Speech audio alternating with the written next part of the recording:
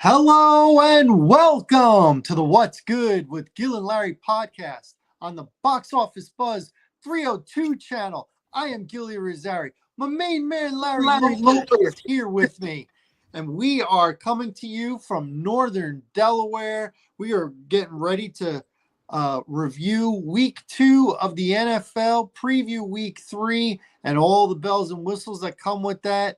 But before we do anything, let's do another read, and we want everybody to come join our friend McCoya Dunbar as she makes her bodybuilding competition debut at the OCB Chesapeake Classic Masters Nationals, October 11th, 2025 in Baltimore, Maryland, located at the Chesapeake Arts Center, 194 Hammonds Lane, Brooklyn Park, Maryland, 21225. It's the Chesapeake Classic Women's Wellness at 3 p.m. Tickets are available on site, so be sure to check it out and support our friend McCoya Dunbar. Now, before we get into everything that we do with the NFL, Larry, you and I both know there was a big fight that happened this weekend, and Man.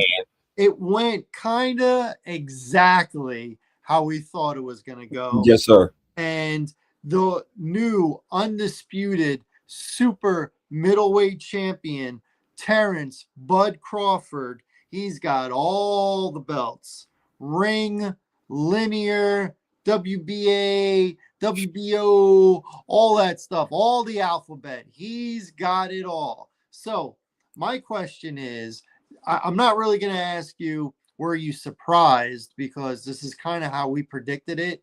But what I will ask you is, in your lifetime, so we're going to say late 70s to now, is Terrence Crawford the best pound for pound boxer you've ever seen?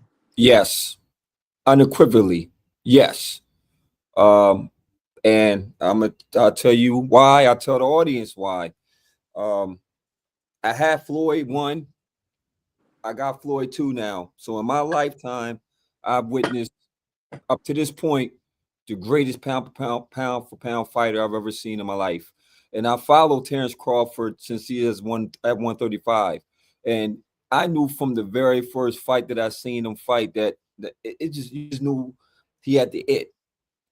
Just a dog. And being that he could go orthodox and southpaw was just, that's hard to do. And I'm talking about master both styles, not just I could do it, but like master both styles. So, man, and be the underdog. Everything he talked about his press conference, post conference was the truth, because he has always been an underdog. Because what Terrence Crawford doesn't do well, that most promoters want you to do, is sell the fight. They want you to get on these stages, be ignorant, talk crazy, just have this crazy, just bad taste. Somebody got to be the villain.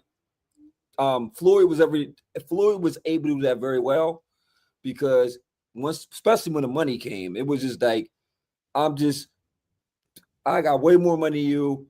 I'm arrogant, So you came to see Floyd lose. But one thing I respect about these two individuals, and that's why I picked them as goated to me, is that they never cheated the sport. They love the sport. They dedicate their lives to the sport. And with Terrence Crawford, for me, he's very humble in victory and defeat. Well, he's never been defeated, rather, but he's very humble, and a lot of these boxers, being that they come from poverty and they come from, mostly inner city, how it goes up in the inner city. Growing up in inner city, you come from a lot of hardships. So when you come across money, it's no different than athletes, in my opinion. You're not taught how to manage money. So it could change you. You could become arrogant, and then you start to lose that passion for the sport, and you become obsessed with the money. Terrence Crawford's been the same guy since he came in 135 up to now. And getting to the fight, that was just all the superlatives around it, right? Getting to the fight. What he was able to do One, he controlled the fight. From the opening round, you knew he was a better fighter, Gil. He stuck to the southpaw. He didn't go between. He stuck to southpaw because he figured that it was going to give Canelo problems. And up to this point, like with Spence, he was able to expose the weaknesses. And that's what makes you a great fighter, when you can expose the weakness. Because up to that point, Canelo's the most feared fighter in that weight class. So he didn't lose to a bum, and he didn't lose to a guy that took the day off. Okay?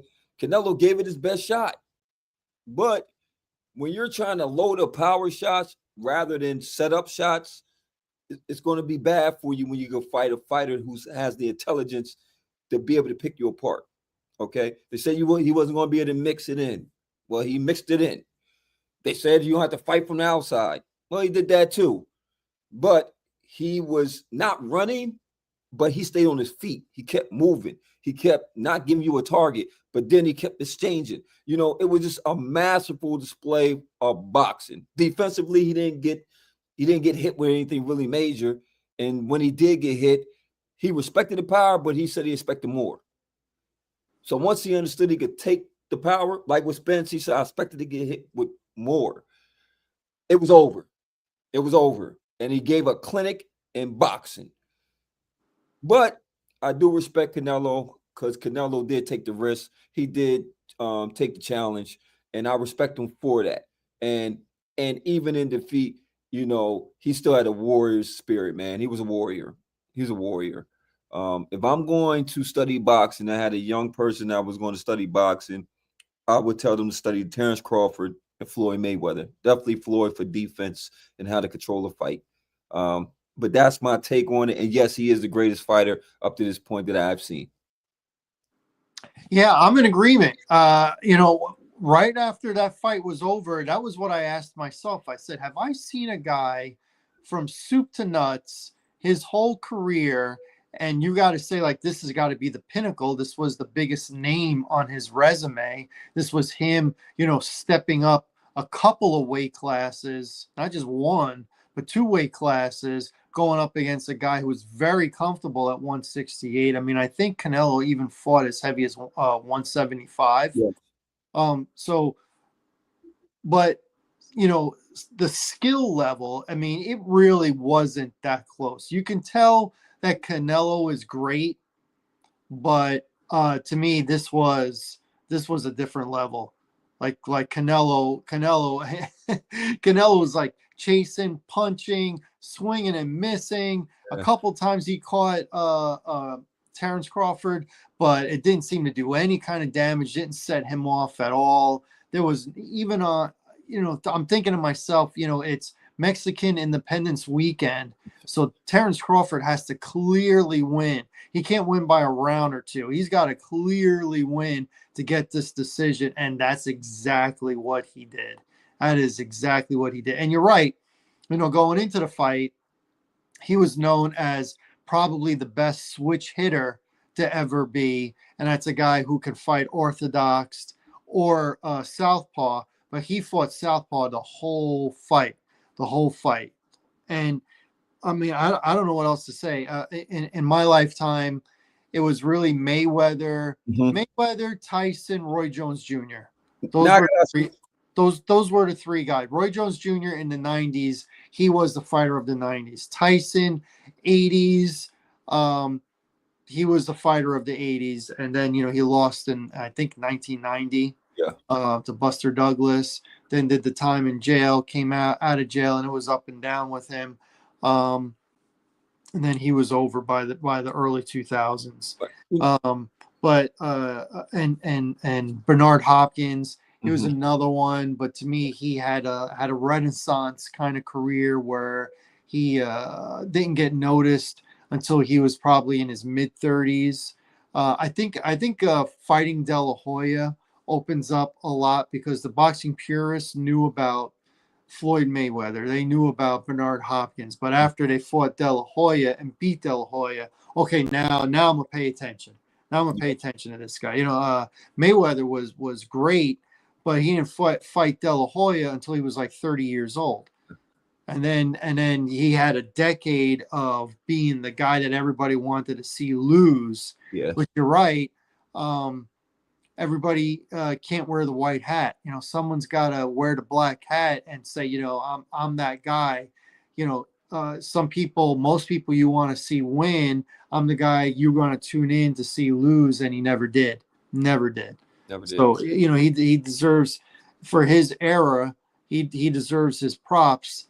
And unfortunately, Terrence Crawford was later in Mayweather's era, but they never hooked up. And I think it's good for Mayweather, because I don't think he would have ever beaten Crawford, whether it was in the 140s or 150s, 154. I don't think he would have ever beaten Crawford. I think Crawford is the best boxer. I'm not saying fighter. Boxer. And that type of combat sport. Yeah. He is the best boxer of my lifetime. Ali was still fighting when I was born, but mid to late 70s, Ali is not in his prime. Right. So now I got to think of like the Mount Rushmore of boxing. Does he get on there? For me, I just wish that he wasn't 38 years old.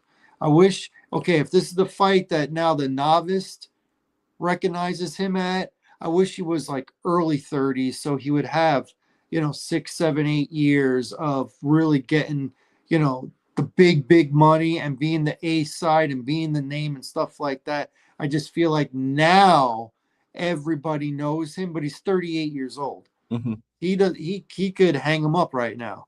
He finally got his super big payday, because that's what the Canelo fight did for him.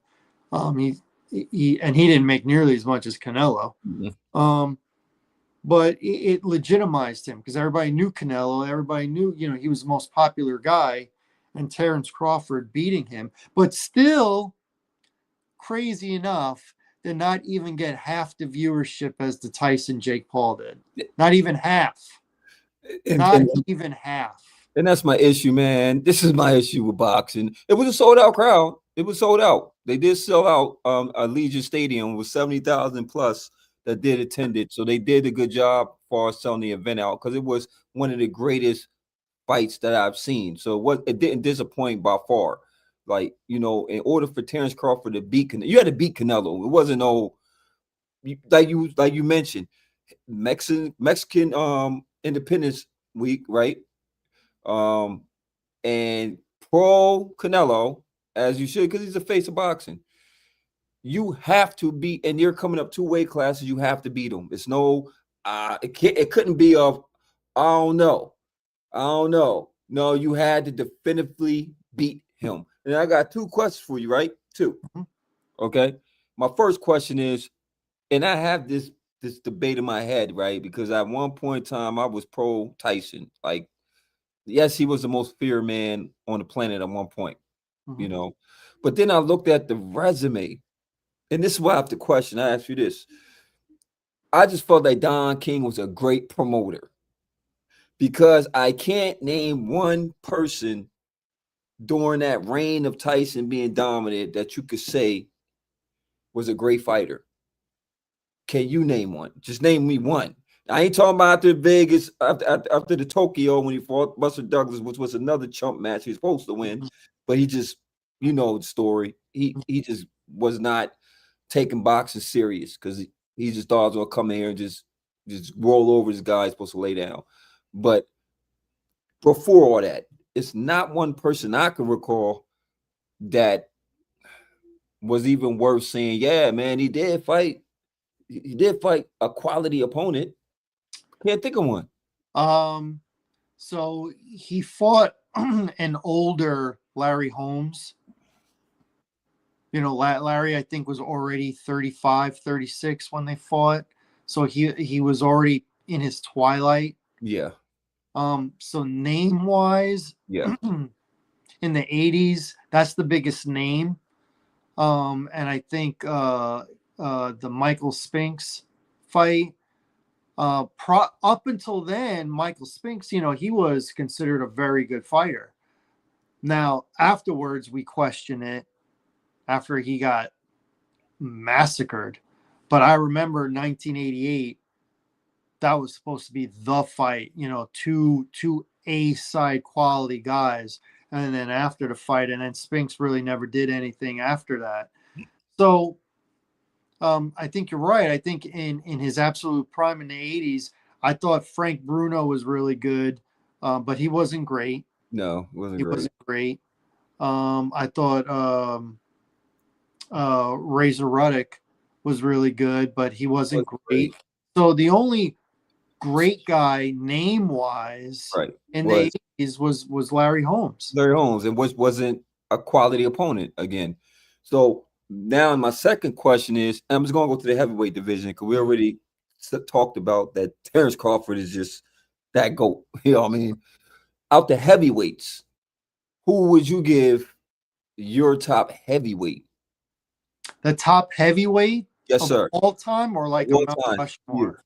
Yeah, on your Rushmore, yes. Who would be the heavyweight on your Rushmore? I'll probably go old school. Okay. So I'm gonna go oh man. Can I give you 5? Go ahead, give me 5. I'm gonna give you 5 in no particular order. Just give me 5. Jack Dempsey. Okay. Rocky Marciano. I like Rocky. Because he was undefeated. Muhammad Ali. For sure. Joe Louis. Yeah. The Brown Bomber. Louis. Yeah, I got definitely Joe Louis. I didn't like how he went out because he fought towards the end because of the tax situation. Yeah. Yeah, I didn't like that at all. And with Muhammad too, I thought he should have retired a lot earlier, and it kind of messed him up towards the end. Man, and a fifth one. Now I'm reaching for a fifth one. Tyson's there. Lennox Lewis is there. Holyfield is there. Riddick Bowe. For me, for my fifth, I like what you gave me. The fifth one I'm reaching. I think because of aura, there's still this aura with Mike Tyson. Mike Tyson almost being 60 again, fighting a YouTuber, draw crazy over double what this fight with the Canelo Crawford did. So just with aura, Mike Tyson. How polarizing he was. I'm gonna go Tyson 5. Okay. I'm gonna go Tyson 5. So I'm gonna go Ali. Ali was all right. Now I'm doing in order. Okay. Ali was more than just a fighter. It was the human rights activist and him being Muslim and the gold medal and stuff like that. So I'm gonna go Ali 1, Joe Louis 2. Joe Louis beating Max Schmeling in that second in the rematch while we were going through World War II, the American versus the German, and him getting that knockout early. Arguably the second biggest moment in American sports. You can really put that I think at number 2. You can do that kind of impact. So I'm going to go Lewis 2, Marciano 3, Jack Dempsey 4, and I know Jack Dempsey, was way, so many people didn't watch Jack Dempsey even on old film. And I'm going to go Tyson. I'll go Tyson 5 just because of his polarizing reputation. Those are my heavyweights. There's a few other ones that I could have put in there, but I think people are just the voice, the gold teeth, him being married to Robin Givens, the time in the 80s. It was just huge, man. And him going to jail, him coming out of jail, all that, man. So I'm gonna go Tyson 5. Okay. You got a top 4, top 5? Only one I was sub out there, and I'm not taking up from Jack Dempsey, is I would say that I would throw in George Foreman.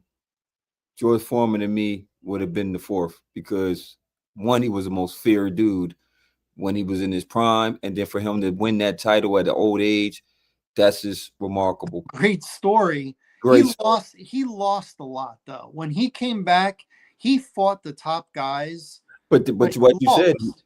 but like you said, he fought the top guys. You know Yeah, what I'm saying? he did. He didn't come in there and fight bums. He lost to top guys. You Which know what is I mean? crazy because he's like 40 years old and he's coming Exactly. back out of retirement for so long. Yeah, But fighting the best of the best. The best of the best. It wasn't no I got a warmer fight. I fought the Mhm. best. So if my legacy is smeared because I fought the best, I'm all right with that. I fought the best. Like, Mhm. you know, like Canelo, you can't say nothing about his legacy because he fought the best fighter that you're going to see. Mhm. So in that loss, it still was, to me, an honorable win to me because I didn't see, somebody had to lose the fight, unfortunately, right? Did he give it all? Yes, he gave it his all. But he was better. Mhm.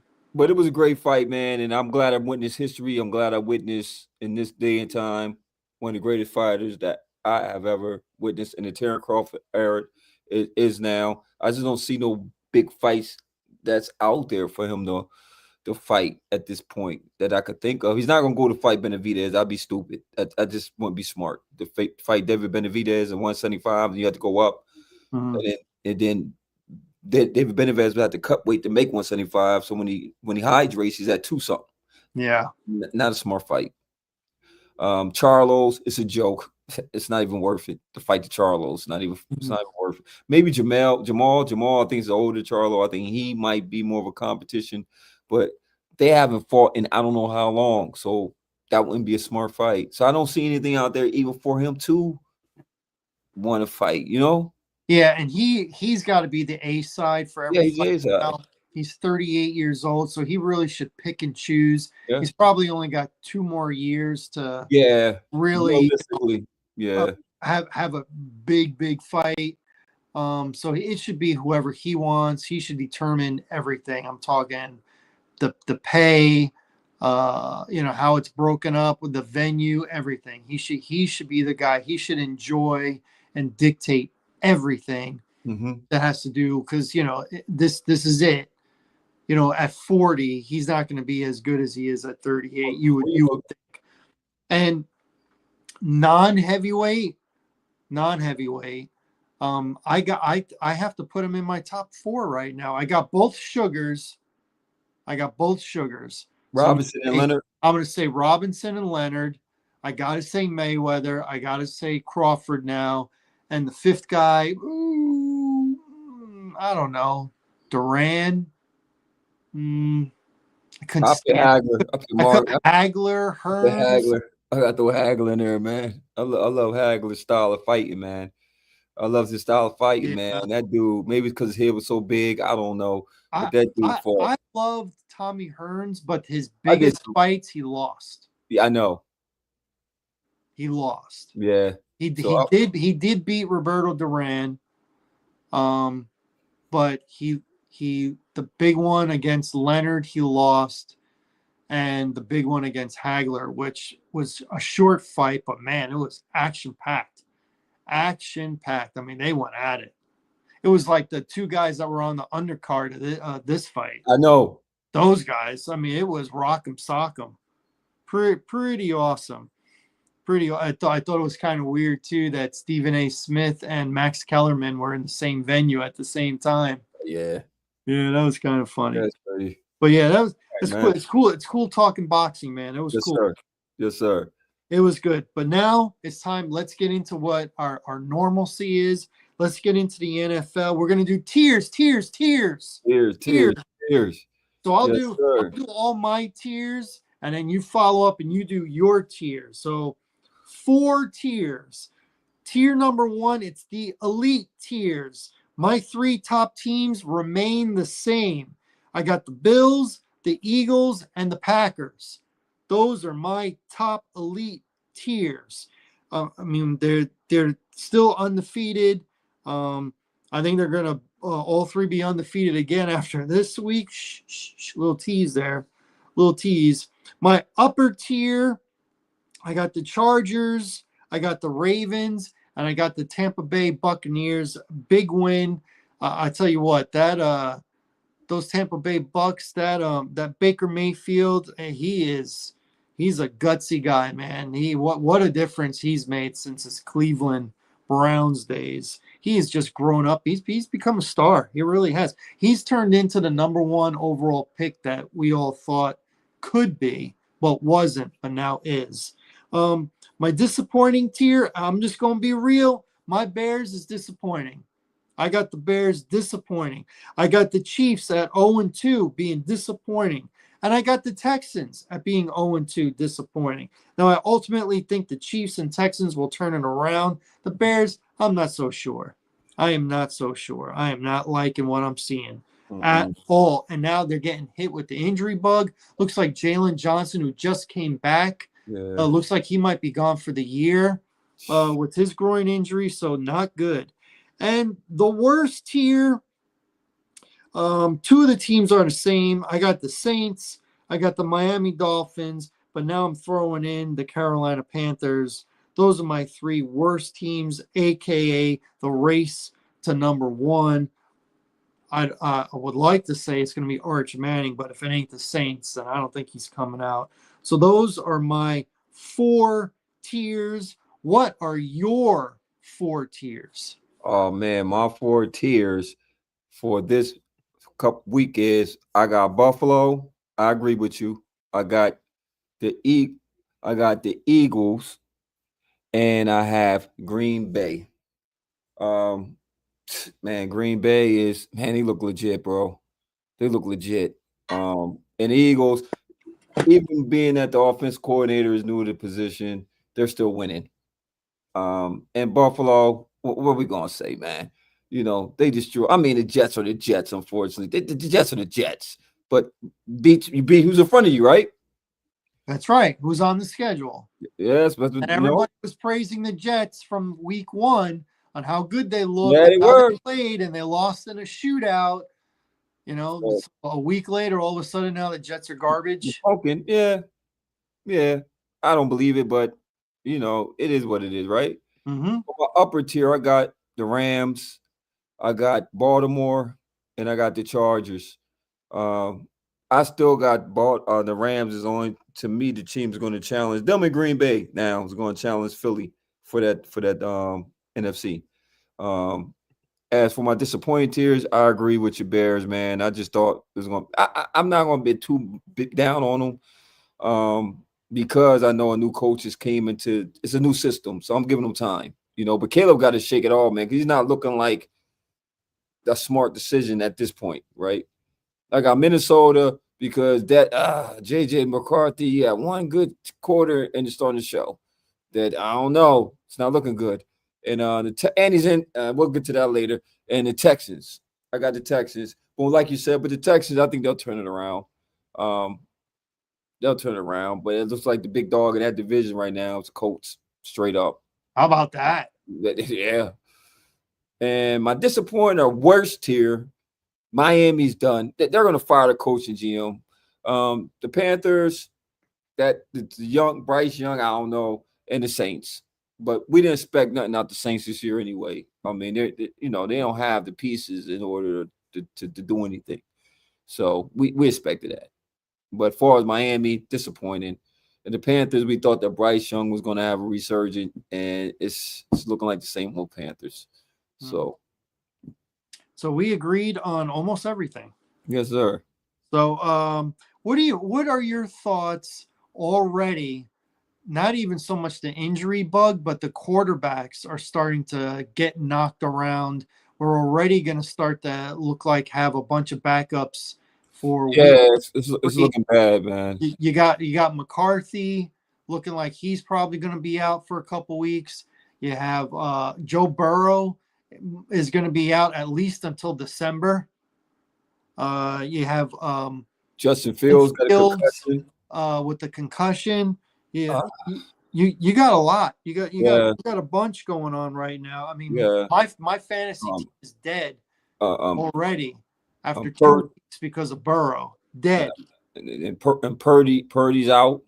Purdy's out. So Man, there's some major quarterbacks that got banged up, man. Already, Man. Jeez. Last year, 62 different quarterbacks started at some point in the season, and the year before, 64. And now you see the value of a great or even a decent backup. You know, if I was a ball club, man, I'm looking for, like you told me with the fantasy, man, you got to look for backup. You got to look for a viable backup because these top tier guys, man, are getting injured. You know, man, that messed up my whole vision for Cincinnati. No Joe Burrow. Yeah, we both had him winning the MVP. I did, man. We did. And I don't know if Jake Browning, I get it. He got through Jacksonville, which is Trevor Lawrence coughed that one up. But I don't know if he could guide him to no. I don't know. He's been in that system for a while, so I'm not going to doubt the guy. He's been there in that system, and he's not new. He's had success. Yeah, so already there. So I'm not going to say the system is lost, but with that old line, it's not the best. So that's the only thing. You know, that's not the best old line. So they couldn't protect Joe Burrow. What you think they're going to do to Jake Browning? But Joe Burrow, he is one of those guys that's injury prone. Yeah. He's like injured or, hurt every year. He came into the season last year with the bad foot. Yeah. And now, nothing in that play made me be like, ooh, I could see how he hurt his toe. It just always seems to be something with him. Yeah. He's a pocket passer, and if the pocket's not clean for him, he gets injured. It is what it is, but it killed my fantasy team already. Such a drop off, and he only got me 7 points this week, and last week he got me 8. I'm just not going to be able to make a run. Not when people got Jaden Daniels, and Josh Allen. What they saying, Jaden Daniels might be a little banged up. He's another one too. He's 50-50. Yeah, Mariota might be the guy. Yup. It's crazy, man. And thank you once again, Gil, because my team is on top of the division as we speak. Thank you, Gil. Thank you. I was going to say, I think you had a good week again. I did. Unfortunately, the person I played, they have a bad team, and Justin Fields was their starting quarterback, so they only get 3. Whoops. Yeah, I saw James Cook.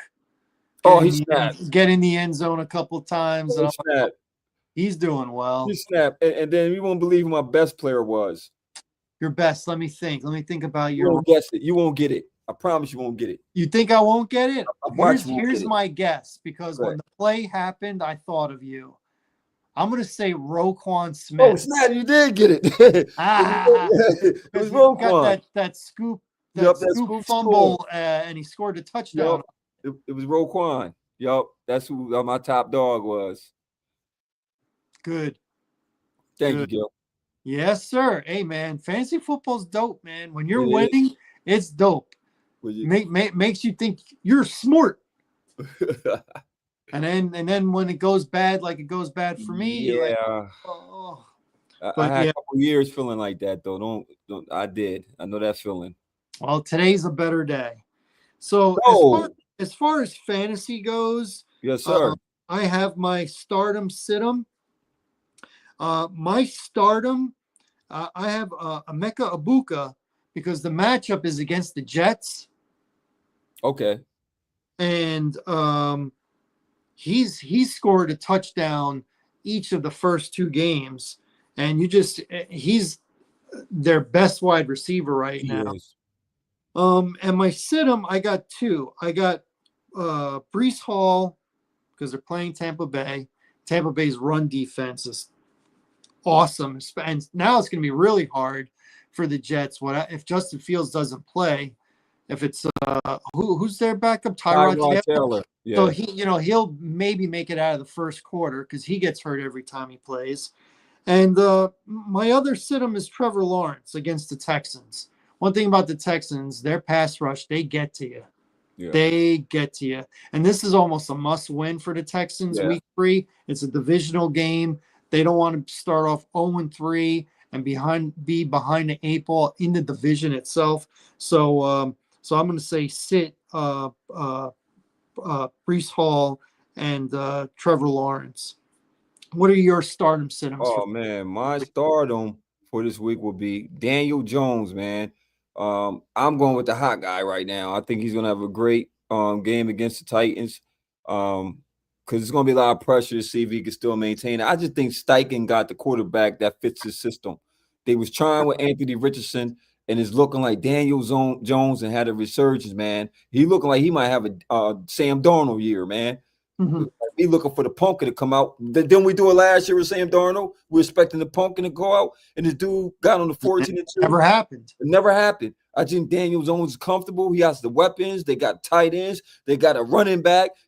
Jonathan Taylor's running crazy. They got a deep. I ain't gonna say the defense is like that, but it complements the offense.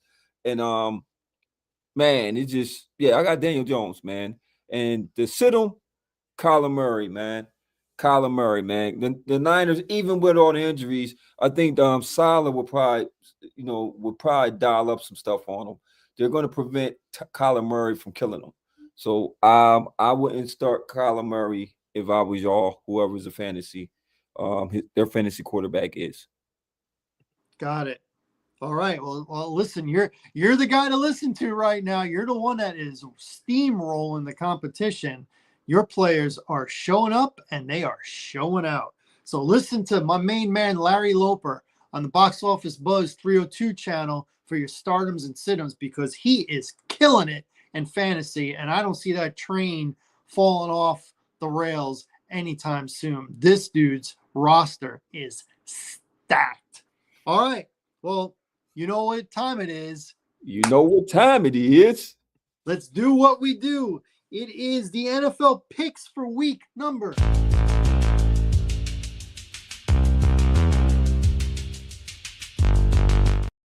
It's the same thing as last year, starting off really bad. You picked it up, though. You went 8-8. So on the year, I'm 10 for 22. You are 13 for 19. So you are if you have a good week this week, you might be right around 500. You never know going into next week. Me, listen, I got to just keep my head above water at this point before I can start rolling off some good weeks. But I'm trying, man. I'm trying. So let's get it crack-a-lacking. It starts Thursday night at 8:15. The Miami Dolphins. You said what? Sorry, I had to throw up all over myself. Travel to Buffalo to take on the Buffalo Bills. The Buffalo Bills are a 12.5-point favorite at home. The total is 49.5. Why don't you start it off? Who you got? Man, listen, man, I'm not even gonna get fooled by this, man. The Dolphins are bad. They can't stop a nosebleed. They're going into Buffalo, which they don't do good well anyway. I'm not overthinking this game, Gil. Man, give me Buffalo. I'm taking them 12.5 points, man. It's gonna probably go up even more. So give me at a low rate. If I can get them for 12.5 right now, give me the 12.5. So I got Buffalo, and I got to the man. It's about the question is, will Miami be able to score? That's my question. Man, they might pick that by themselves. I don't like that 4.5. I'm gonna go under. I'm gonna say Buffalo and under. So we are in agreement. It's a short week, and usually these games are sloppy, and already Miami's not playing well. And now on a short week, we're going to expect them to do well on the road. I am in agreement. I got Buffalo winning, covering the 12.5, and I got the under 49.5. That's a pretty big number. So I got the under. You got the under. So we are in agreement with the Thursday night game. All right, let's go to Sunday, 1 o'clock. The Green Bay Packers on the road are a 7.5-point favorite against the Cleveland Browns. The number is 42. It pains me to say this, but Green Bay is one of the top teams right now. Yeah. Cleveland 0-2. They put up a fight for 3 quarters, and then they're just not as good as the team that they play. So I have the Green Bay Packers covering the 7.5. It'll look iffy there for a while, but ultimately they're going to cover the 7.5. And I got the over on the 42. Oh man, this one it feel like a trap game to me, but this ain't going. It feel like a trap game, but the only reason why I'm taking Green Bay is because one, they're going to bring pressure. They could bring pressure, and then right now the Browns are playing the dunk and dive game right now. So give me Green Bay because normally this would have been a trap game, a trap situation, but I'm gonna take Green Bay. I think they could cover the number. What do you got for the over under? Oh man, 42. I got under. Ooh, okay, we differ there. Got it. Okay. The 2-0 Indianapolis Colts travel to Nashville, Tennessee to take on their division rival, the Tennessee Titans. The Colts on the road are a 3.5 point favorite, and the number is 43.5. Who you got? You going with your boy? Oh, I got Danny. I'm Danny going. Dimes? I got Daniel Dimes. I got the Colts, man. I think the Colts has got a well-rounded machine right now. Um, I know he's going to have some pressure coming because the Titans do bring pressure.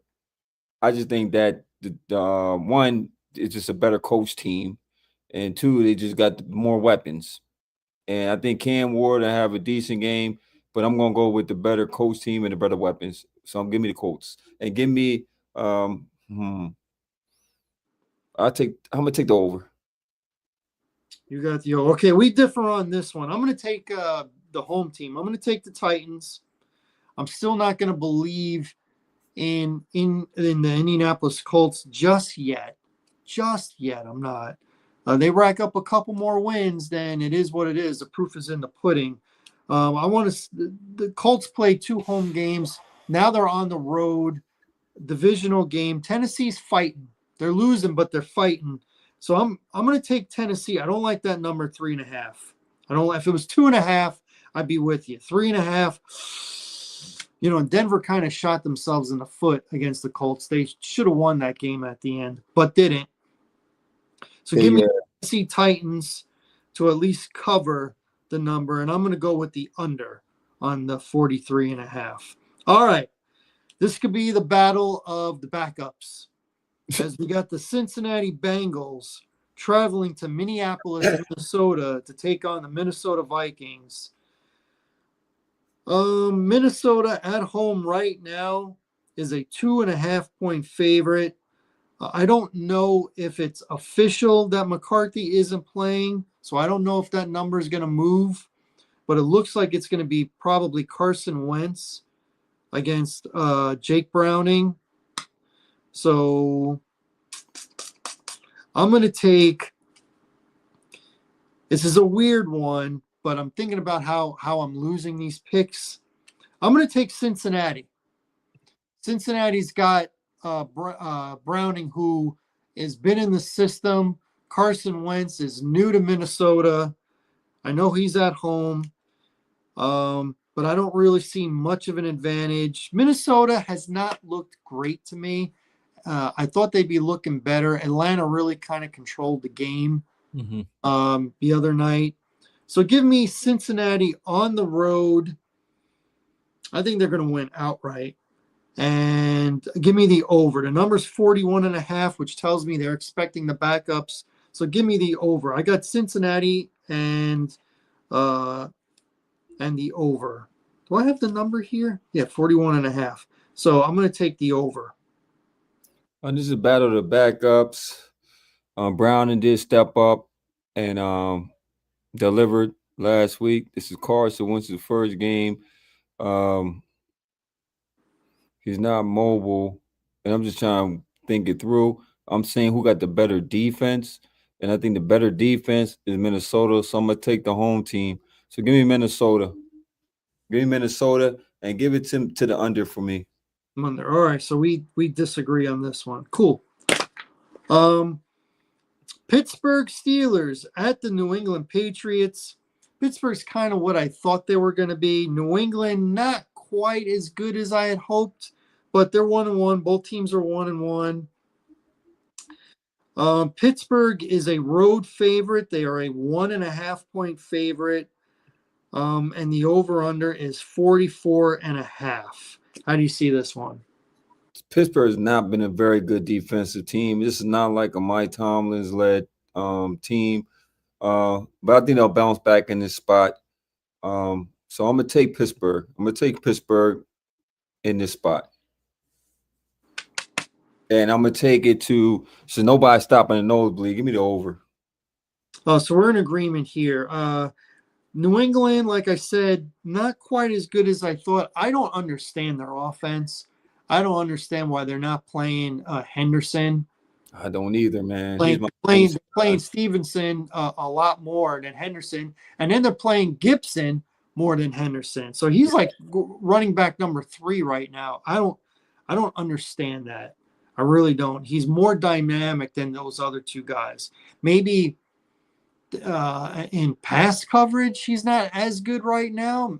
The coach doesn't trust him because he's a rookie. I'm very surprised by this because I thought Henderson would be their number 1 back. And right now, they're number 3 back. But we're in agreement. I got Pittsburgh on the road winning, and I'm also I'm going to take the over. Did you say over as well? Yes. Okay, so we're in agreement there. Yeah, I'm confused with New England right now. Next one is a goodie. Yeah. We got the Los Angeles Rams at the Philadelphia Eagles. Matt Stafford has played well despite having a bad back. He's played pretty well, but he's going up in class now. Yeah. And Jalen Hurts, although he's not putting up the numbers, he is putting up the W's. Yeah. So we got the Rams at the Eagles. The Eagles are a 3.5-point favorite, and the number is 44.5.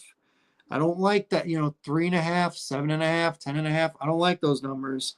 So give me the Rams on the road to at least not lose by 4, and give me the over. I think both teams are going to score quite a bit. So I got the Rams and the over. We're in total agreement, Gil. I like the Rams and over also. And I do believe, and I know that they're going against a great offensive line for defensively. So they're not going to have the same impact as they did with the last 2 games that they played, because they played 2 teams that didn't have very good offensive lines, meaning the Rams. Mm-hmm. But once again, Philly has a new offensive coordinator. He still got to get it going. And Matt Stafford got some he got that weapon called Devontae Adams, man. And he still got Puka. Man, he got a lot of weapons, man. Yeah, and I know that Philly has dominated them in the last 3 years or 3 times they done played. I don't see it happening this week, though. So give me them Rams for sure. Goody. I like it. I like it like that. Next game, the New York Jets, try and get off the schneid, but it is not an easy one as they take on the Tampa Bay Buccaneers. Tampa Bay at home is a 6.5-point favorite. The number is 44.5. Man, Gil, this one I was battling with because I'm like, is this the game that Buccaneers are due? Because they done won 2 games by nail biters. Is this the game where they just finally get it off and get off on this weak team?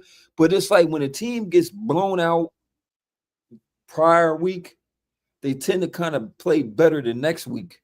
You know what I mean? And being that the Jets got blown out and their starting quarterback's probably not going to play. Yeah, Tyrod Taylor's in there.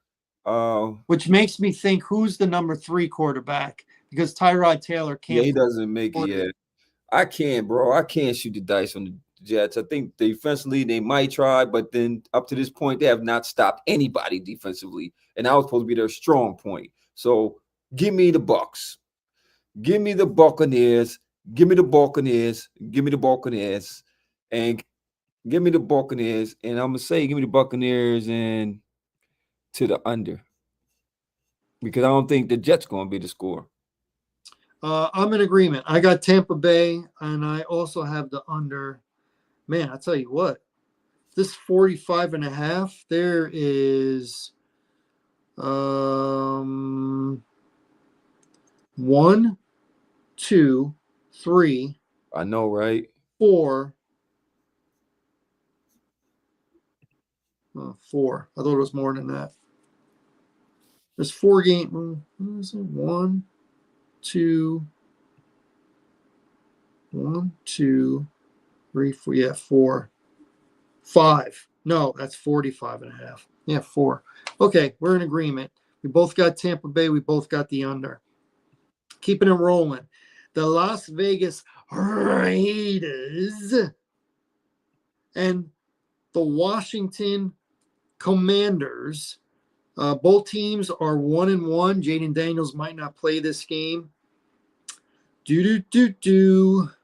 Let's see. Washington right now is favored by 3.5. The total is 44.5, like I just said. I have the Raiders on the road covering the number, and I have the under. I got burnt by the Raiders last week, but I'm gonna shoot the dice on them again and give me the Raiders in the under too. Geno Smith had a terrible game the other day, so this is his bounce back game because I hope they don't make him do too much this game. Okay, Atlanta Falcons at the Carolina Panthers. Atlanta at 1-1, Carolina at 0-2. Divisional game. Carolina at home. They seem to play a little better at home. Atlanta is a 5.5-point favorite on the road. Carolina, and the total is 43.5. I got the Falcons. Man. And I'm, Bryce Young might have woke up. But this is revenge games for the Falcons. They lost to Bryce Young in Atlanta last year in a high-scoring game. And so this is definitely a revenge game, and I think that Atlanta has figured out what they're going to be doing. So give me the Falcons, and I say, man, I'm gonna shoot the dice on the over. We're in agreement again. Ugh. Yes, Atlanta to me right now, they kind of know what they are. Carolina's figuring it out still, year after year. So yeah, I have Atlanta, and I got the over as well. All right, another divisional game. Houston Texans at 0-2 travel to Jacksonville 1-1. Jacksonville is a 1.5-point favorite. Oh, at man. home. This was one of the easiest games for me to pick this Me week. too. Give me the Houston Texans, a desperate Houston Texans win, and give me the over to number 44.5. I'm in total agreement with you, man. Trevor Lawrence is what he is, man. And he deserves all the scrutiny. We talked about this guy the first week of before the season was started. That was he overrated and did he have a lot to prove? And he's showing us right now that he's the reason why the Jacksonville Jaguars cannot win consistently because their quarterback is not consistent enough. Some of the stuff he do, YouTube, you've been in the league now too long to be doing some of the dumb plays you do. And you cost from that game in Cincinnati. Yes, you did. It was Trevor Lawrence's fault that they lost that game in Cincinnati.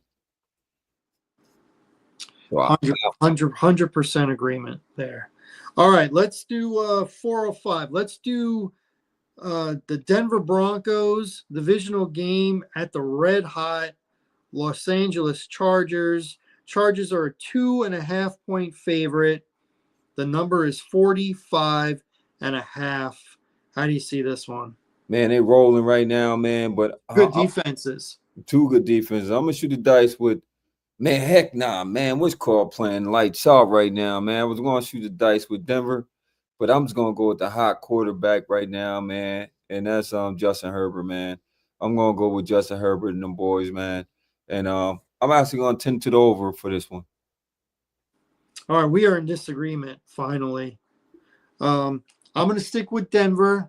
They're one of those teams that I I picked as making a jump this year, although they have offensively have been up and down. But I love the defense, and I still think the Chargers are good, but they're not elite. They're upper tier. So give me Denver, and I got the under. You got the Chargers with the over. All right, next one. The New Orleans Saints and the Seattle Seahawks. Seattle is at home. They are a 7.5-point favorite.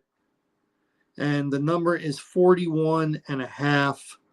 That's a low number. And I think New Orleans might be the worst team. Yeah. So give me Seattle. I don't like 7.5. I don't like that number, but I think Seattle's pretty good, and I think the Saints are bad.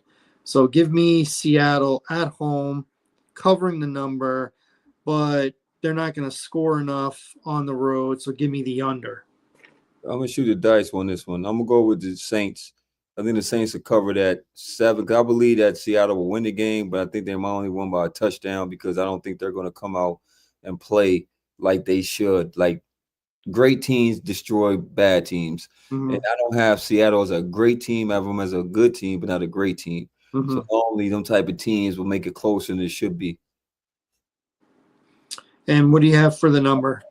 I got to the under. We both got the under. Okay. All right. Well, divisional game. The Arizona Cardinals, the 2-0 Arizona Cardinals, travel to San Francisco to face the 2-0 San Francisco 49ers. Arizona really had San Francisco's number last year, and now, it's going to be Mac Jones. Yeah. I'm making a start number 2 for San Francisco. San Fran is a 1.5-point favorite at home, and the number is 43.5. This one's easy for me, man. I don't care, man. Kyler Murray, if you blow this game for me, you tripping. I'm going with Arizona.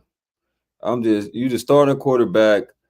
You're going against Mac Jones, who is a farce. That was a farce. They played a bum team, so of course you're supposed to win, But I'm gonna go with Kyler Murray. Once again, like you said last year, they dominate them, and that's with Purdy. So, yeah, give me Arizona. And give it to me to the – man, I'm going to say under. All right, we agree on the team, but I got the over. Okay. Here's one. Your Dallas Cowboys. Hey, buddy. Travel to my How you doing? Chicago Bears. Chicago at home right now is a 1.5-point favorite, and the number is 50. And I got a rule when the number is 50 and above. So I'll go first. And until I see Chicago put 4 quarters together, I'm not picking them. I'm not doing that.